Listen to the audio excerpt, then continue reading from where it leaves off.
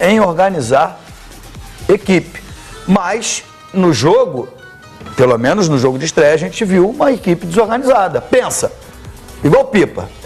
Dando de lado. Mas é por causa do Daniel Alves. Só pelo lado esquerdo. É a falta do Daniel Alves. Se tem o Daniel Alves, compensa o lado direito com o lado esquerdo. A tendência do Brasil é jogar mais pelo lado esquerdo por conta do Neymar. Pelo talento do Neymar. É natural que isso aconteça. Os jogadores da seleção do Brasil vão buscar mais o jogador talentoso. E o cara que chama atenção é o Neymar. Entendeu? Então a bola vai sair um pouco mais pelo lado esquerdo. Vai sempre passar por ali. A fluência pelo lado direito, o Daniel Alves é tão bom, tão competente, que quando ele passa, ele leva alguém com ele. Então os caras sabem que quando ele passar, alguma coisa vai acontecer. E o Messi sabe bem disso, porque muitos gols da carreira do Messi foram assistências do Daniel Alves lá no Barcelona. O lado direito da seleção brasileira preocupa? É a pergunta que a gente coloca na tela e que a gente coloca em jogo aqui para você discutir junto com a gente. Hashtag Expediente Futebol. Vocês estão falando aí, o time tá pro lado de cá, né? Tá pra canhota. Pra canhota. Como é que faz pra dar uma equilibrada nisso aí? Não, o Paulinho não esteve bem. O Paulinho não esteve bem. O William começou bem, mas depois sumiu. A bola não veio pra cá. Porque a bola não veio. Então é preciso ter equilíbrio. E essa virada de jogo, ela não precisa ser atravessando a bola para poder proporcionar ao adversário o contra-ataque, não. Ela pode ser de pé em pé, dando velocidade ao jogo. Agora, quando a bola começa a virar de um lado para o outro, ela para e não tem sequência, a marcação chega um pouco mais rápido. Ali, ó, tem uma colocação ali, ó, que foi a última, agora eu não sei se tem como voltar aí no nosso GC, é um telespectador dizendo o seguinte, pode botar o Marquinhos de lateral direito. Aliás, o Marquinhos, que era titular da seleção brasileira, e nas vésperas da Copa do Mundo acabou perdendo a posição pro Thiago Silva. Seria uma boa opção? Mais pra frente? Estamos falando da parte defensiva, não estamos falando da parte ofensiva. Aí você vai aumentar um pouquinho a estatura, o Marquinhos não é nem tão alto, mas você vai dar um tom mais de marcação pro lado direito da seleção brasileira. A gente está tentando alguma coisa diferente, entendeu? A gente está pensando naquele toque brasileiro, que é o toque do refino e tal. E uma coisa que chama atenção, poxa, a gente tem alguns jogadores que têm condição técnica de fazer alguma coisa. O Felipe Coutinho é capaz de um drible. O Gabriel Jesus é capaz do drible. O William é capaz do drible. Aquela jogada que ele tem de trazer a bola para cá, de repente dá um tapa para dentro e bate com a perna esquerda. O Marcelo joga demais. Então, essa coisa do drible, essa coisa da iniciativa, faltou para o time brasileiro na última partida. Faltou. Os jogadores não estavam... Eu não sei se era início. O PVC falou que talvez seja a estreia. Acho que isso tem tipo... O Danilo está sem confiança. Impacto. O Danilo já nos amistosos, ele não estava legal. O começo dos amistosos, a gente assistiu em Rosinca, os primeiros minutos, ele errando passes, errando tempo de bola, coisas básicas, que dá a impressão de um certo nervosismo. Daniel Alves, explicando para o público, é a nossa base, né? Aqui em Moscou estamos instalados em Rosinca, uma localidade aqui. Daniel Alves é melhor que o Danilo? Claro que é, isso ninguém discute. Mas além disso, é a vivência, é o tempo de seleção. O cara precisa se sentir à vontade. Tem cara que vai lá, o cara precisa de um certo tempo para se adaptar. Tem gente mas o Danilo já tinha passado por lá. Então, mas eu não sei, tá estranho. Mas o Danilo flutua em várias posições. Ele flutua de volante, segundo volante, lateral direito, lateral esquerdo. Entendeu? Tem uma história muito forte de quando ele jogou a Olimpíada em 2012, que ele acabou perdendo a posição pro Rafael, e o Rafael até errou na bola do título do México, no jogo do título do México. Na Inglaterra, isso. Na Olimpíada de Londres, em 2012. Decisão do ouro olímpico. O Danilo chegou lá convocado como lateral direito e pediu ao Mano Menezes para não jogar como lateral. O PVC, algo que me veio à mente agora em cima de um comentário que você fez várias vezes aqui no Expediente Futebol. Isso não estaria acontecendo porque ele passou boa parte da temporada não jogando de lateral no Manchester City?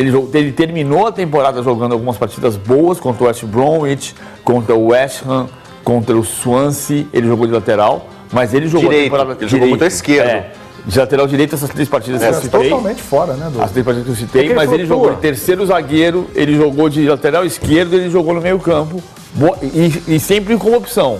Ele não foi titular no Manchester City. O Walker, que aliás o Walker que errou no jogo da Inglaterra ontem, foi o lateral direito mais vezes. Perfeito, deixa eu trazer o Emerson e o Zinho aqui. Emerson e Zinho, vocês têm carro, claro, como todos nós aqui temos, e de vez em quando nós temos que levar o carro para fazer aquele balanceamento e alinhamento.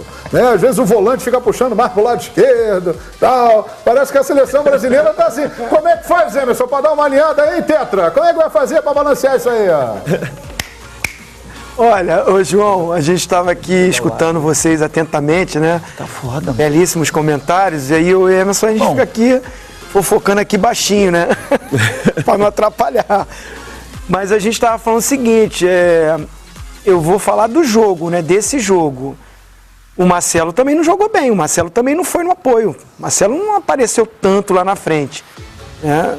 A gente está falando muito do Danilo, mas não achei o Marcelo repetir a atuação do melhor lateral do mundo que ele é, na minha opinião também. Não fez um bom jogo. Então essa coisa do balanço, se o lado esquerdo tivesse jogado tão bem, tão maravilhosamente, aí eu poderia até falar, pô, o Danilo não foi na frente. Na minha opinião, não vi o Marcelo também fazer um jogaço. Não fez um jogo tão maravilhoso. Outra coisa que também em relação ao Danilo, o William ocupa bem a ponta direita. O William realmente conserva o lado direito. O Neymar vem aqui atrás buscar, o Neymar vai ali no meio, abre até um espaço para o Marcelo passar, e o Marcelo não passou tanto. Foi algumas vezes.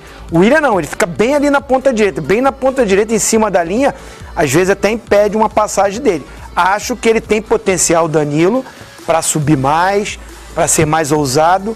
Eu gostei do jogo dele contra a Croácia, o amistoso. E o Tite falou, né? Eu achei que ele foi bem. Ele foi um dos E aquela pergunta anterior, eu prefiro ele e o Fagner do que o Mário Fernandes. E você, Emerson? Não, nós estávamos, né, conversando sobre isso e eu também concordo. A função do William atrapalha um pouco também a subida do Danilo. E o Edmundo citou bem, a nossa seleção, ela sempre teve laterais com qualidade.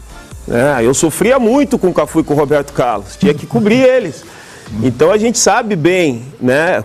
Quando o lateral tem qualidade, ele tem que ir ao ataque, tem que existir essa cobertura.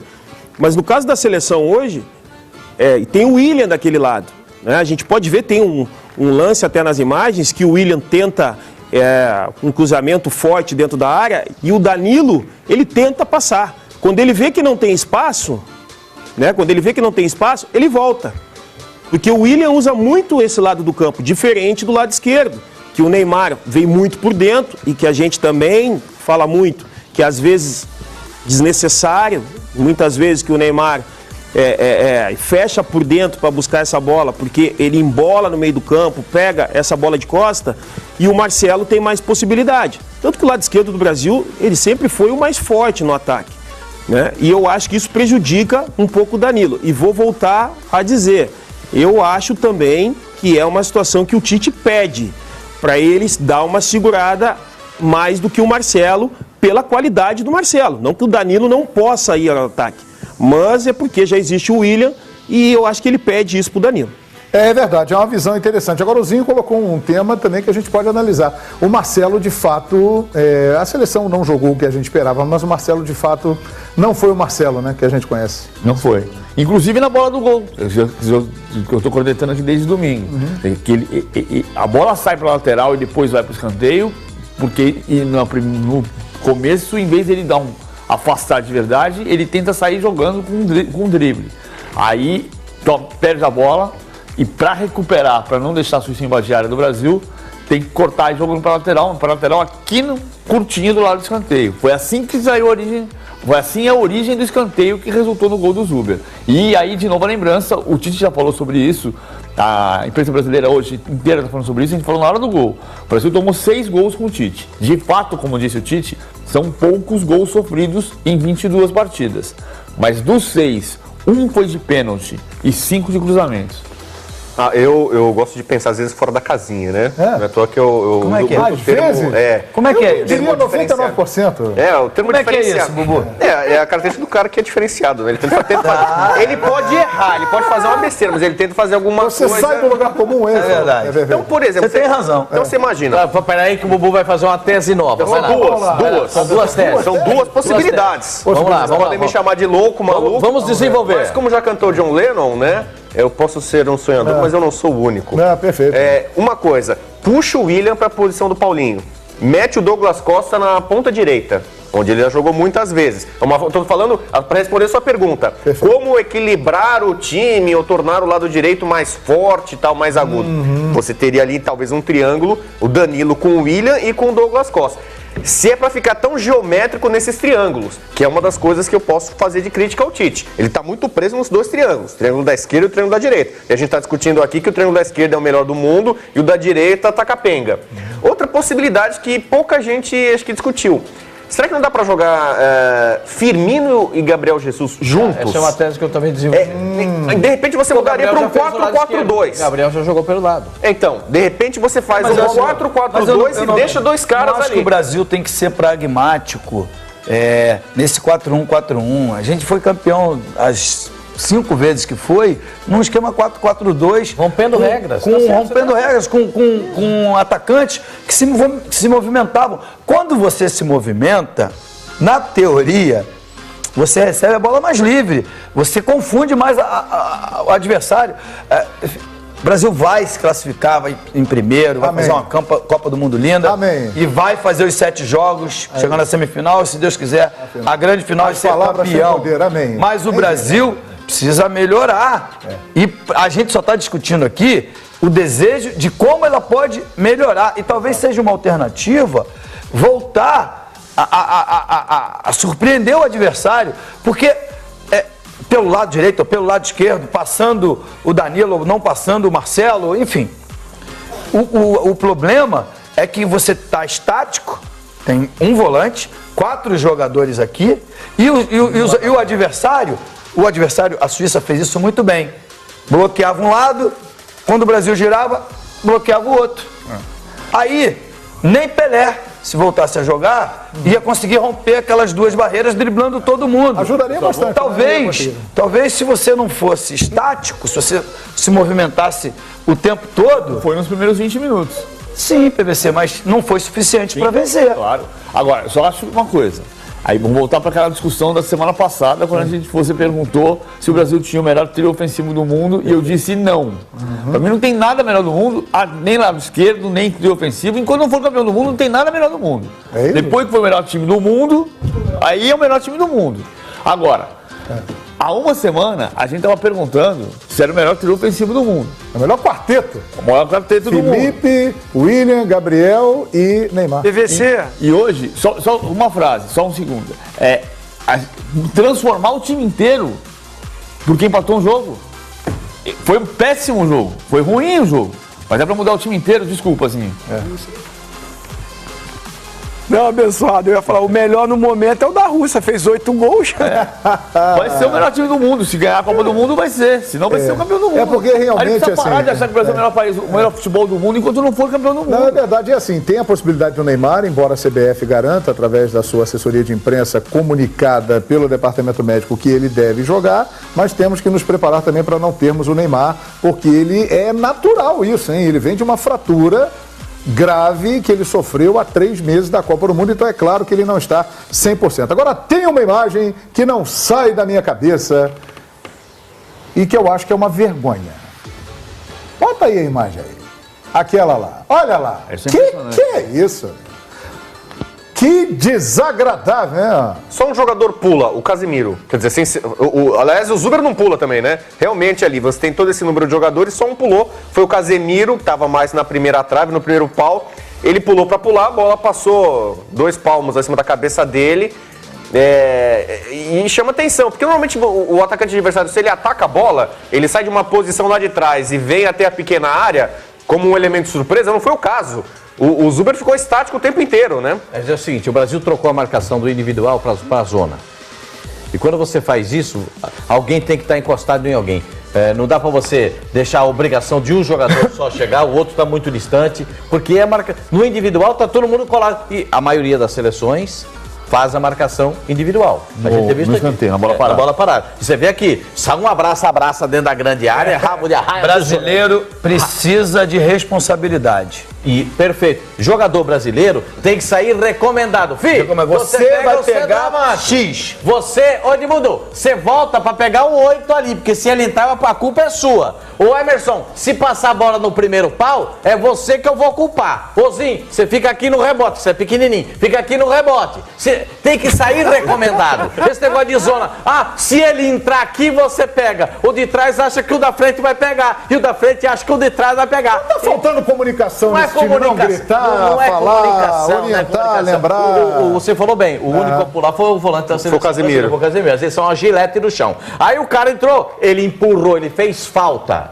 Ele fez falta, ele empurrou, na minha visão, empurrou. Tanto empurrou que o camisa 9, na hora do gol, ele saiu olhando pro bandeirinha. Ele fez falta, mas o Miranda foi juvenil, hein? Claro! Que é um zagueiraço, diga-se de passagem. Ali o Miranda, ele faz repara ali o camisa 9, bota o tape aí pra gente ver. Olha lá, Zuber. O 9 faz, o cara fez o gol. Zuber é o 14. O 14 fez o gol. Agora o 9, ó, dá uma olhada, o 9, ele saiu olhando pro bandeirinha. Ele viu que foi falta.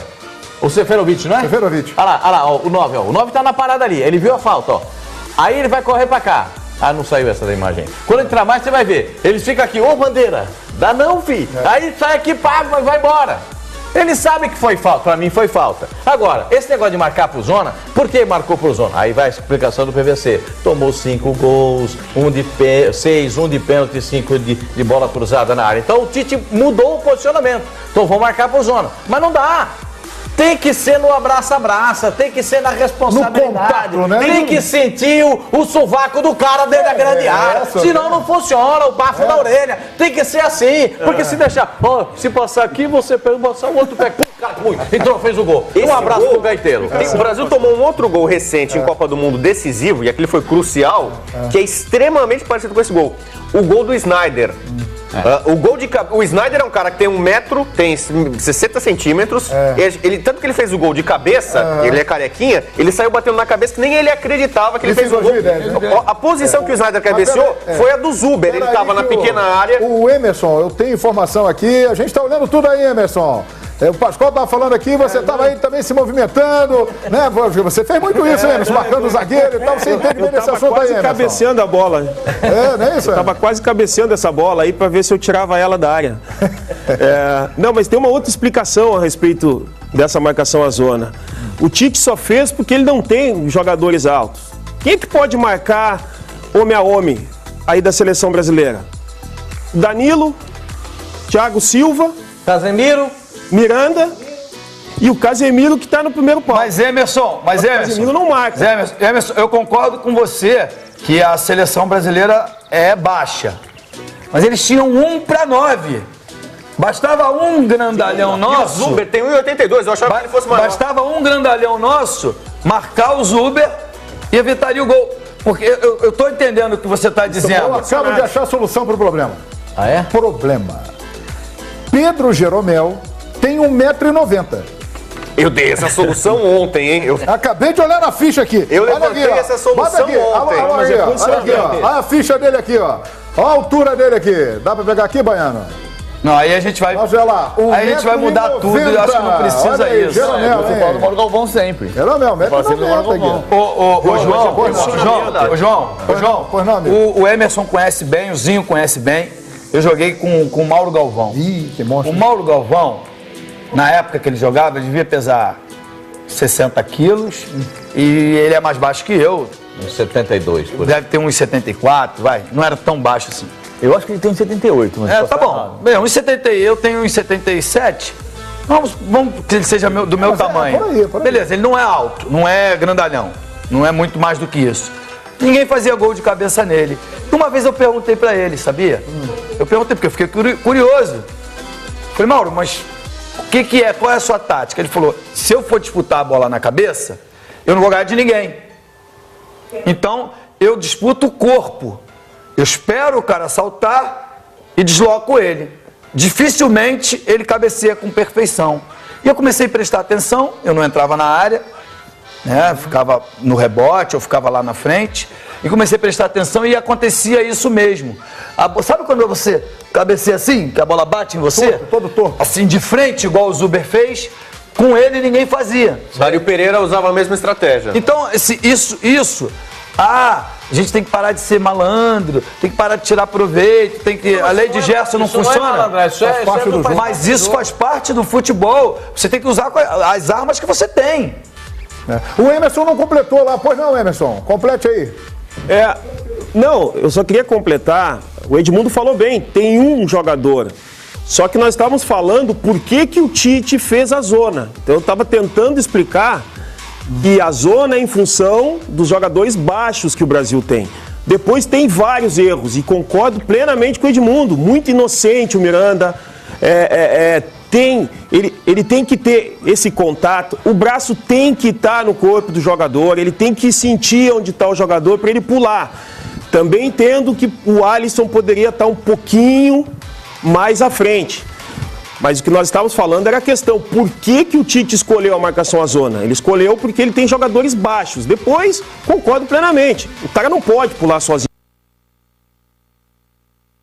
Poderiam marcar ele, um jogador, né? Um jogador. O posicionamento do Thiago, o zagueiro. O posicionamento do Thiago. Então, se nós estamos falando da zona, temos que avaliar se a zona está bem feita. Não está. E não é para esse jogo. É para outros também. O Thiago Silva está muito longe. No momento que a bola sai, ele tem que correr junto, né? O Danilo fica muito atrás. O Alisson pode dar um passo para frente. Então, assim, tem vários erros e aí leva um gol. Ó, o Casemiro... Casemiro sobe, o Thiago Silva está bem atrás do Miranda. O Miranda não... São 7 jogadores mais o Alisson. Talvez são 7 nessa imagem, são 7 mais o Alisson. Só na linha da área são 5 para 1. Só aparece o joelhinho ali. Talvez o Miranda e o Alisson acreditaram que o Casemiro fosse cortar a bola. E ele não alcançou. Esse é o momento que a bola está chegando. Olha aí, é importante para a gente analisar direitinho. Não, Emerson? Tá bem a zona definida, só que... Não, a zona está bem definida, só que tem que atacar a bola.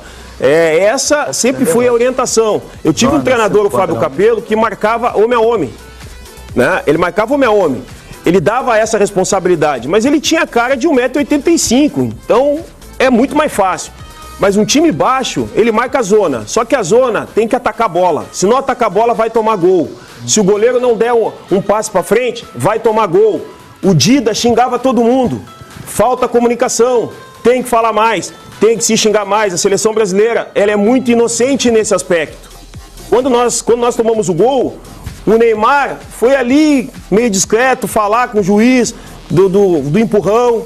A gente não conversa muito. Isso é o caráter da seleção de hoje, porque é o perfil, caráter não, o perfil dessa seleção. E isso conta em Copa do Mundo. É uma situação de gol, é uma situação do jogo que pode prejudicar. Tem que conversar mais. O Tite muito calada. O Tite já destacou, na conversa que a gente teve com o Quesada, lá na CBF, em janeiro, o Tite chamou atenção para uma coisa, que ele está sendo vítima agora, por causa disso tudo que a gente está discutindo. Ele diz assim...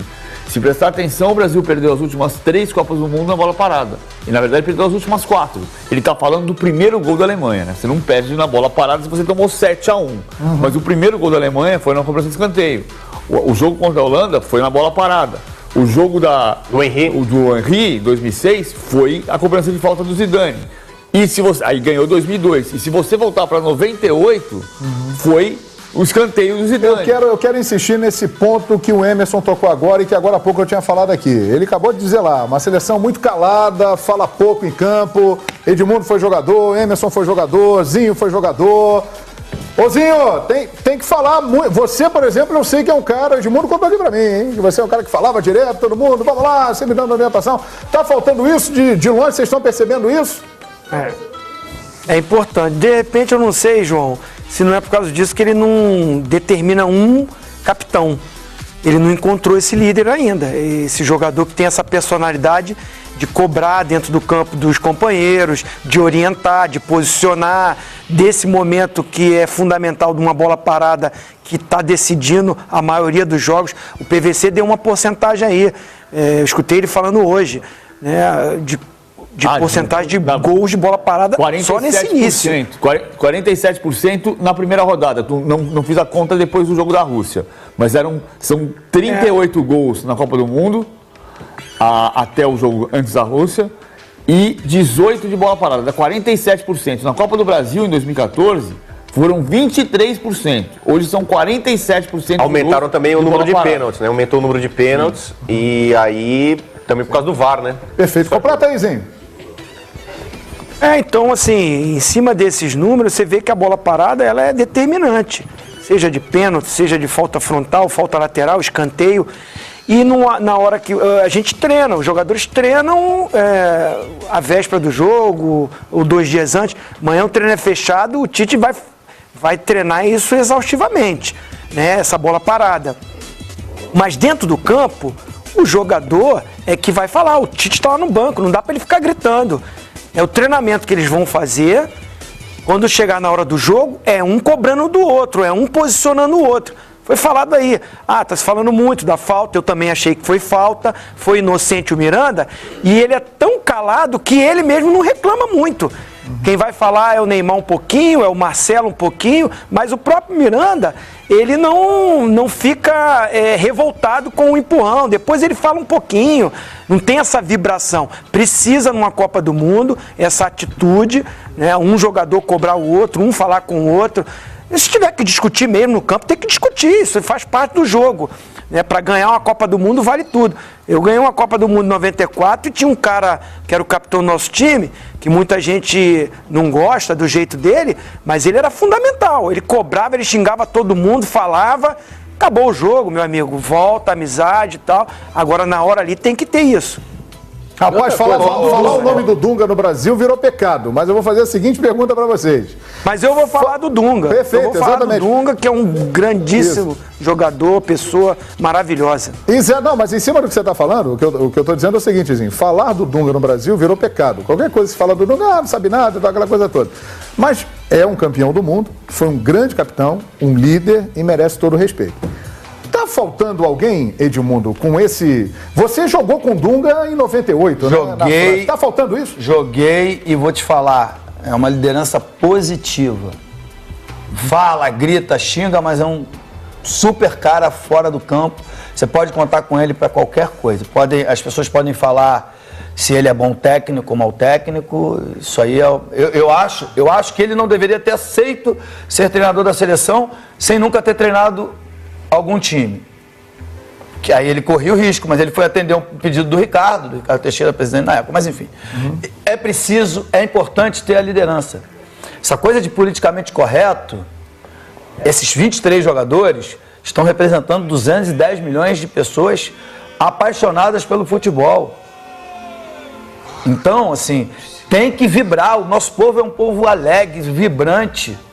Você vê a cara do Willian fazendo assim, ó. O Edmundo, pra quem não lembra, na final de 98... Isso assusta, João. Isso assusta, porque se ganhar, se for campeão, se Deus quiser, acredito que vai ser campeão, vai ser festa. Mas se perder, vai todo mundo, não deu, fizemos o máximo, foi legal. O Edmundo na Copa de 98 deu um sinal. Não tem indignação, mas o nosso povo vai ficar indignado. A gente já está indignado com uma série de outras coisas. Aqui é um programa de esporte, não estou misturando uma coisa na outra, não. Mas pelo menos um alento, uma alegria nesses 30 dias de Copa do Mundo. Oi, Edmundo. Você viu a coletiva aí do Felipe Coutinho, né? Tímido, uma vozinha, né? Já ressaltei isso outras vezes aqui, Zinho. Pra mim, ele foi o melhor jogador do Brasil em campo e tal, né? Puxar lá pra cima, a coletiva, de animação, de que, vamos reverter agora, vamos pra cima da Costa Rica. É bem calmo demais. Não, Ozinho, eu admiro, eu respeito quem joga no Real Madrid, quem joga no Barcelona, no Liverpool, mas agora eles estão representando o Brasil. E eles têm que representar o Brasil como o povo brasileiro quer. Essa é uma opinião. Eu quero que ele vibre, que eles vibrem, que eles tenham prazer em estar ali. Foi isso que você cobrou na final da Copa de 98, quando você estava em campo. Que aquele gesto muito brasileiro se identificou com você naquele momento em campo. O Rivaldo, né? Vocês convivem com o Zinho aqui, né? Sim. O Zinho é um amor de pessoa, não é porque é meu amigo não, mas é um amor de pessoa. Não me entrega não, Edmundo. Mas lá no dia a dia, no campo... Como é que era, hein? Ele é chato, ele é ranzinza, ele é brigão. Ranzinza, brigão? Eu tô mentindo, Crisan? Não, é verdade. Eu era muito chato mesmo. Eu pegava no pé, eu reclamava. Eu era de tudo. Eu e Edmundo, a gente brigava todo o rachão. Rachão, hein? Imagina no campo, no jogo. Deixa eu falar uma coisinha. Eu acho que a gente está falando do negócio de liderança, mas você já reparou que tudo que os jogadores fazem em campo, eles olham para o banco? Porque a liderança está lá. A liderança está fora do campo. Nós estamos tratando os jogadores da seleção brasileira, que são astros internacionais, quase todos eles, porque poucos jogam no futebol brasileiro, mas tudo que eles fazem, eles olham para o banco. O líder da seleção está no banco de reservas. Ele não está do lado de dentro. Isso é um ele problema. Ele está do lado de fora. Isso não é um problema? É o Tite, é o treinador da seleção brasileira. Mas não é um problema isso? Porque tem coisa que tem que ser resolvida. Nas eliminatórias, isso foi uma solução. Porque ele assumiu, organizou e os jogadores davam satisfação a ele. Né? Tanto que o Gabriel Jesus fazia os gols, o Neymar, todos iam abraçar o treinador porque ele organizou a seleção e ele assumiu a liderança. Então você vê, todo jogador pode jogar. Ô professor, e aí? Tô bonito? Aí, entendeu? Ô professor, fiz direitinho. Mas tem coisa que não dá pra resolver. Mas é o que eu tô negócio. Dentro do campo tem que ter um cara pra pegar no pé dos outros. Eu queria ouvir isso do Emerson, porque o Emerson era o capitão em 2002. Claro. Ele só não foi o capitão porque ele foi cortado na véspera da estreia. Sim. Eu acho uma coisa. Eu acho que essa questão das entrevistas, da timidez do Coutinho, ela tem importância. Tem reflexo. Mas ela um pouco é reflexo desse mar de assessoria de imprensa que faz tudo virar politicamente correto. Então o cara tá sempre falando, tomando o maior cuidado para não falar nada que seja usado contra ele. Sempre. Então, desse ponto de vista, tá errado. Claro que tá errado. Mas não significa que dentro do campo ele não tem outro comportamento. Vou dar eu não lembro, em 94, o Zinho não era o cara que dava as maiores entrevistas mais explosivas, não é? Tô errado, Zinho? Eu lembro muito mais de você dando entrevistas mais fortes em 98, quando estava no Palmeiras, em 2000, quando estava no Flamengo. Em 94 não era... mesmo porque em 94 a imprensa me amava, né? Então, poxa, eu não precisava dar uma entrevista explosiva. Não, mas eu digo, você podia reclamar, por exemplo. Você podia reclamar só da brincadeira que a Catarina fez. Agora, reclamei, mas aí eu reclamei olhando no olho de cada um ali. Sim. Em 2002... Precisava aparecer na câmera. Era um tempo que não tinha esse politicamente correto como tem hoje. Que acho que é um pouco reflexo disso. O depoimento que eu queria do Emerson em 2002 o grupo era diferente, mas a liderança fora de campo também não tinha peso? Ou você acha que era... Pergunta pro Emerson qual era o apelido dele na seleção. Pergunta pra ele. Não, mas eu quero entender a relação... Ele pode falar. Eu quero entender a relação que o Pascoal fez aqui. O grupo olhava pro banco no Filipão ou não olhava? Não, nós tínhamos jogadores que tinham uma certa liderança. Sem dúvida, eu lembro que dois dias antes da estreia, nós tivemos um treinamento muito ruim. Muito ruim. E eu lembro que o Filipão saiu do treinamento. Verdade. O Murtosa que tocou o restante do treino. E nós ficamos olhando um para o outro, porque ele estava muito ansioso para a estreia. E quando, na volta para o vestiário, tinha Ronaldo e Rivaldo sentados. E os dois reclamando muito daquela atitude do Filipão. Porque o Filipão estava muito nervoso esses 2 dias antes da estreia ali da seleção brasileira. E o que aconteceu? Eu sentei no meio dos dois, porque eles falavam o seguinte para mim: o teu pai, o Filipão, teu pai. Eles reclamavam para mim. E eu sentei no meio dos dois e falei: gente, quantas Copas do Mundo o Filipão tem? Cara, são vocês vão decidir. Então, às vezes, não é o grito. Muitas vezes é conversando, tentando acertar, entender a situação, o momento. O Tite fez a sua estreia também. Será que o Tite tem que pensar em tudo? O Tite tem que pensar na escalação, ele tem que passar todas as informações do adversário, ele tem que fazer tudo? Não. Ali em campo não dá tempo. Tem alguns momentos do jogo que o jogador ele tem que se ajudar. Ele tem que falar, ele tem que reivindicar, até mesmo para o treinador. Quantas vezes a gente viu um jogador da seleção brasileira chegar na beira do campo e conversar com o Tite? E dizer: professor, como é que estão as coisas? Professor, a gente está com dificuldade aqui. Felipe eles estão fazendo isso, estão fazendo aquilo. Como é que a gente faz essa marcação? Não teve. Então, assim, é muito importante isso. É isso que nós estamos falando. A gente não quer mudar o caráter dos atletas. Não. Cada um tem um perfil. Um fala mais, um fala menos, um brinca mais. Mas eu acho que é Copa do Mundo. Copa do Mundo é no detalhe. Se ganha no detalhe. O Brasil tem que estar atento a isso. Vai vir mais bola na área, vai ter mais equipes com esse potencial e o Brasil tem que estar atento a isso. Olha, que depoimento espetacular do Emerson, contando uma passagem que eu tenho a impressão de que é inédita, que ninguém sabia, e se alguém sabia, nunca tinha divulgado, dessa conversa entre o Ronaldo e o Rivaldo, né, contestando algumas coisas do Filipão e ele participando, e acabou dando certo. Agora, nessa seleção 2002, eu lembro... qual é o seu apelido na seleção lá, Wesley? Jagunço? Jagunço, olha o nosso jagunço. Tá faltando um jagunço na seleção brasileira. Mas o negócio é o seguinte: olha aqui, ó, 2002. Nós tínhamos em 2002 jogadores de personalidade. Você pode confirmar que estava lá, eu de fora tinha essa visão. Quer dizer, apenas vou colocar para você: Cafu e Roberto Carlos, caras de muita personalidade. O Lúcio, zagueiro, era um jagunço. Né? Você estava no grupo. Era o Jagunço 2. Era o Jagunço 2. Ronaldo era uma grande liderança.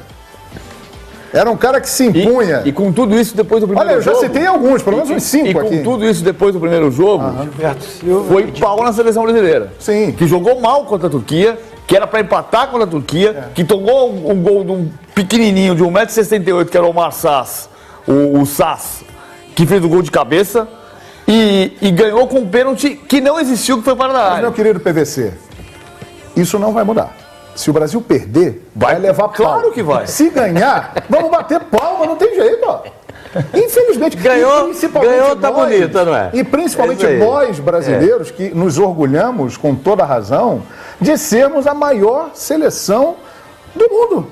Eu falo que nós somos arrogantes no futebol, e somos mesmo. Achamos que vamos ganhar de todo mundo ainda hoje, mas nós temos motivo para isso. Pela nossa história, construída por Edmundo, por Zinho, por Emerson e por milhares de jogadores extraordinários que nos levaram a conquistar 5 Copas do Mundo, e quem não conquistou a Copa do Mundo nos representou muito bem jogando um futebol maravilhoso que encantou o planeta, citando, por exemplo, a seleção de 82, que até hoje, até mesmo aqui na Rússia, de vez em quando eu encontro alguém que lembra para mim da seleção de 82.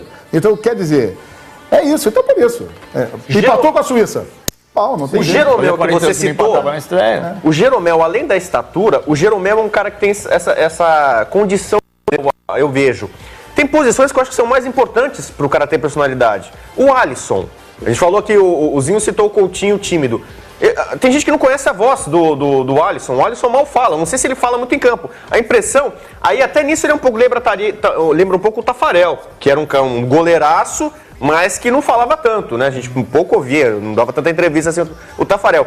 O Alisson, não só por ter ficado parado no lance do gol, parece que ele não se comunica tanto. O Miranda é um excelente zagueiro, na parte técnica é muito bom, mas também não é um grande líder, não é um cara sanguíneo, visceral, não é um cara que cobra. Eu acho, Rodrigo, que isso não tem solução. Isso não tem solução. Sabe por quê? Porque isso é uma coisa de cada um. É característica. Os jogadores nasceram assim. O Edmundo tem a personalidade dele. Eu jamais serei igual ao Edmundo. O Edmundo jamais será igual ao Zinho. O Zinho não será igual ao Rodrigo Bueno. O Pascoal é de um jeito e morrerá desse jeito, do jeito que nasceu. O PVC da mesma forma. Isso é uma coisa que vem com a pessoa. Vale a pena lembrar, né, João? Eu quero dar esse depoimento, que a gente aqui está tentando encontrar alternativas para que o Brasil melhore. Mas uma vez, lá em 94, ainda, eu tive uma reunião com um publicitário famoso lá no Brasil, e ele falou assim: você é um jogador de cassino que chega lá com uma ficha só e bota e dá o número. Eu não entendi nada, não entendi absolutamente nada, e aí depois ele foi me explicar o porquê que ele disse isso. Ele se chama Fábio Fernandes. Ele falou: você só joga com o seu futebol. Você não cuida da sua vida particular, você responde mal ao jornalista, então você só vence porque você tem o seu futebol, a hora que o seu futebol acabar. A seleção brasileira está mais ou menos assim. Só tem o futebol. Ela precisa ter liderança, malandragem, modificação tática durante o jogo. Exatamente, ela precisa ter muita variação. outras possibilidades, porque a hora que o futebol não vai, o futebol também se ganha na malandragem, na esperteza, sabe? No deu da bola, vai na força. Num grito, empolgação.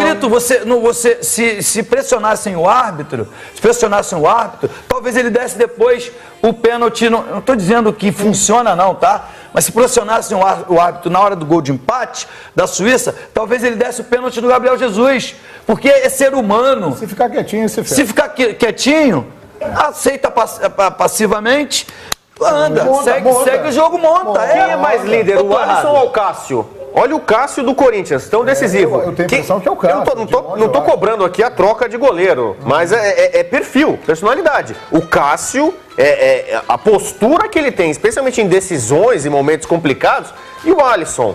O Alisson, quer dizer assim, a gente mal vê, mal aparece. Acho que ele não gosta de dar entrevista. Tem gente que não gosta, não gosta de aparecer. Mas em campo, acho que ele precisa se posicionar melhor. Engraçado que na Roma ele grita o jogo inteiro. Eu acho ele... Você viu o jogo da Roma no Campeonato da Gente, transmite os campeonatos italianos, os jogos da Roma, fiz alguns com o João. Sim. Pô, ele reclama com os caras da zaga o jogo inteiro. É verdade, Pascoal. Você tem razão. Ele não fala com os caras da zaga ali o tempo todo. Na Roma eu vejo isso. Aí é que me remete... Será que ele tá tímido? Me remete à situação do Tite, a presença do Tite é tão grande, tão aquela imagem positiva, e eu acho o Tite um cara sensacional, um ótimo treinador, e aquela imagem dele, a correção dele, o tratamento com os jogadores, e ele se impõe de uma forma que os caras ficam só olhando pra ele. É isso que eu tô dizendo pra vocês. Lá dentro do campo precisa ter um cara igual o Emerson, igualzinho, que era chato pra caramba, entendeu? Tá vendo, Teto? Igual Edmundo, que arrumou umas confusões, ele me arrumou, eu tive bastante lá, eu corri atrás dele bastante. Atrás deles todos eu corri bastante, a minha vida inteira. Nesses últimos 40 anos eu corri atrás desses caras. Agora é o seguinte, precisamos ter alguma coisa diferente. É muito, sabe o que é? Aí eu lembrei, é o quadradismo da seleção brasileira. Nós vemos aquela forma espetacular das artes no cubismo. O Brasil vive o quadradismo. É tudo no quadradinho. Eu não posso dar um passo pro lado, porque se eu der o passo pro lado, o outro não vai passar. Então eu tenho que dar o passo pra cá. Isso não funciona. Isso no futebol não é assim. No futebol os caras têm que se movimentar. É aqui, como dizem os... Por que na semana passada todo mundo achava que ia ganhar a Copa do Mundo? Não, eu continuo achando que vai ganhar. A gente tá vendo muito problema agora. A gente vê problema. Aqui, eu não achava assim, não. Eu tô achando que tem ganhado dia 15 de julho. Eu acho que a seleção até vai ser campeã. Só que é o seguinte, no meu modo de entender, nós podemos fazer diferente, PVC. Nós podemos fazer melhor. E para fazer melhor, os jogadores têm que transgredir algumas coisas dentro de campo. Não estou dizendo que eles têm que ser marginais, não é isso que eu estou falando. Mas eles têm que transgredir. Aí vem o Marcelo, eu vou transgredir, eu vou lá na linha de fundo agora. PVC, entendeu? Eu tenho a honra de conviver com você há 5 anos. Então eu já posso dizer que te conheço muito bem. Graças a Deus. Sim. Eu estou olhando para você, eu estou olhando nos seus olhos, PVC. Olha aqui, eu estou olhando para você. Olhos nos olhos? E os seus olhos me dizem o seguinte. Jesus amado. Você está indignado com o que você está... Desabafa, PVC. O que você acha disso tudo? Eu acho que o Brasil não podia empatar. Eu acho que o Brasil, como eu disse, o Brasil não podia empatar na estreia, que é o primeiro empate na estreia em 40 anos. Por outro lado, eu acho que é preciso entender onde é que está o limite disso. O Brasil pegou um adversário difícil, foi o time que mais desarmou na primeira rodada, é um time que nos últimos 2 anos perdeu um jogo só para Portugal em Lisboa, que era a decisão da eliminatória, que talvez seja um time que a gente descubra, como descobriu em 2002, quando ganhou da Turquia, suando sangue para ganhar da Turquia, que depois ia fazer a semifinal com a Turquia lá na frente, que ninguém dava nada pela Turquia, e a Turquia foi semifinalista da Copa do Mundo. Muitas vezes a história da Copa é assim. Agora, é evidente que tem coisas para corrigir, o time tem que vibrar mais, o time tem que inverter mais o lado da jogada, o time tem que fazer o que fez nas eliminatórias. Mas o time que fez nas eliminatórias fez muita gente achar, na minha opinião, precocemente, que chegou aqui como favorito para ganhar a Copa. O Brasil sempre é candidato para ganhar a Copa, mas favorito aqui tem a Espanha, que não venceu, mas jogou muito bem. O melhor futebol da Copa do Mundo para mim até agora foi o futebol da Espanha. Já vem aqui. A Alemanha, que perdeu para o México. Aí a Argentina, que empatou com a Islândia. O Uruguai, que fez o gol no último minuto para ganhar do Egito. Mas, então, PVC, você está se contradizendo. Não estou me contradizendo aonde? Tá, porque você está dizendo que das favoritas tradicionalmente. E o Brasil empatou com uma seleção que não tem tradição. Mas por que é contradição isso, Edmundo? Porque contra alguém que não tem tradição, tem que ganhar. Mas foi o que eu disse no começo. O meu inconformismo, que o João falou, desabafo, eu falei... Acho que não tinha o direito de empatar o primeiro jogo depois de 40 anos. Por outro lado, há uma série de fatores. Eu estou colocando os dois lados da questão. Não acho que exista aqui uma contradição. Agora, claro que tem que olhar para frente e pensar em como esse time vai evoluir. A última vez que ganhou a Copa do Mundo, o time cresceu durante a competição. O time começou jogando mal e cresceu na competição, que eu acho diferente de 94. 94 era um time que podia ser chato, era taxado de retranqueiro e nunca foi retranqueiro aquele time. Era um time chato de ver jogar, diferente. Mas era um time que passava segurança, porque era um time que era um relógio, não era um futebol que a gente sonha. Mas era um reloginho aquele time de 94. 2002 tem uma coisa, né? 2002 o Brasil teve um caminho, acho que bem facilitado. O Brasil deu sorte no sorteio. Isso ajudou na campanha, além de alguns erros de arbitragem. Você citou o da Turquia e o da Bélgica também nas oitavas de final. Também, verdade. Então o Brasil, não tô tirando dos méritos da conquista do Penta. E esse é o ponto. Mas o Brasil caiu num grupo agora que já é muito mais exigente. Começando pela Suíça. Aquela CBF tinha um peso político na FIFA que hoje não tem e não passa nem perto de ter. Isso é importante. Olha só, preciso ir pro comercial. Eu vou me despedir, né, dos nossos queridos Zinho e Emerson. E eu vou começar a enquete que vai ser lançada agora com vocês dois, viu? Como despedida de hoje aqui do Expediente Futebol. Daqui a pouco, depois do intervalo, a gente vai bater a bola com eles aqui e a galera vai participar pela hashtag Expediente Futebol. A nossa enquete é a seguinte: até agora, amanhã completamos uma semana de Copa, qual seleção jogou o melhor futebol? Até agora. Zinho, obrigado pela presença. Responda, por favor, a nossa enquete. Eu que agradeço, mandar um abraço para meus companheiros aí, saudade de vocês. Eu acho que a Espanha, que é uma das minhas favoritas, mesmo empatando, foi melhor que Portugal e jogou um futebol que é o que eu estou esperando, que eu esperava da Espanha. E é claro, a surpresa para mim é o futebol da Rússia. Mas a Espanha, como uma das favoritas, que eu apontei como as minhas favoritas, foi a que melhor se apresentou, melhor que o Brasil e melhor que a Alemanha. Obrigado, Tetra, pela sua presença, sempre muito bom tê-lo aqui. Emerson, show de bola, hein? A sua participação, a sua presença no Expediente Futebol. Obrigado mais uma vez por estar conosco e, por favor, responda. Na sua opinião, até agora, qual seleção jogou o melhor futebol da Copa? Obrigado, João. Um abraço a todos. O Edmundo tá me devendo uma, tá? Depois eu vou lembrar de uma história aí na próxima vez, 98 também. Olha aí. Deixa ele. Então, a seleção, no meu ver, que me surpreendeu muito e fez uma excelente partida, e eu quero ver se vai manter esse ritmo, é o México. O México engoliu a Alemanha, né? Fez o inesperado contra a grande campeã, a grande sensação. E eu acho que o México jogou muito bem. A Espanha já se era esperada, né? Até pelo futebol espanhol, jogou um excelente futebol também, contra Portugal, de Cristiano Ronaldo, mas o México me surpreendeu muito, João. Legal, Emerson, muito obrigado também ao Zinho, companheiros que deixaram ainda melhor o nosso Expediente Futebol, muito obrigado, contamos sempre com vocês. Nós vamos para um rápido intervalo com um top 5 até agora, 5 gols marcantes de apenas esses 6 dias de início da Copa do Mundo, e daqui a pouco eles vão responder a enquete, e você também. Qual seleção até agora jogou o melhor futebol da Copa? Bola na rede, toca música, só vale golaço. Veja aí.